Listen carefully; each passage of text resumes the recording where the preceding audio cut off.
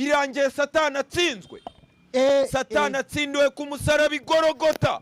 Yebo yebo yebo yebo just yebo yebo ndikida Dorokasi afite ijosi rityaye ararinaga noneho Vestina bazi yebo Vestina nawabazi aho kugira ngo noneho tuba ari cyo gihe cyo kubahagurukira tuba blessing tubasengere tubimane tuje tumanuka muri ka yebo yego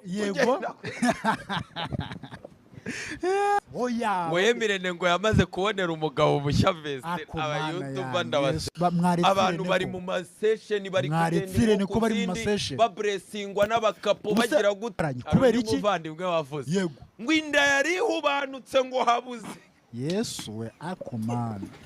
aba YouTuber ngende umva nta kindi narenza ariko icyo navuga hari n'ibyuzo ufite uyu mugambi bugacya Satani agakorwa n'isoni ku musaraba Igorogota yego twabonye account twabonye message ya Vestina ivuguruza ibyiriweho aba YouTuber n'abana babi nta n'uwakominitse Vestina nta n'uwakominitse Emirene icyambere n'ugutwika jugujugu mu bagabo nyine ku mugane wa Dream Boys oya cyangwa se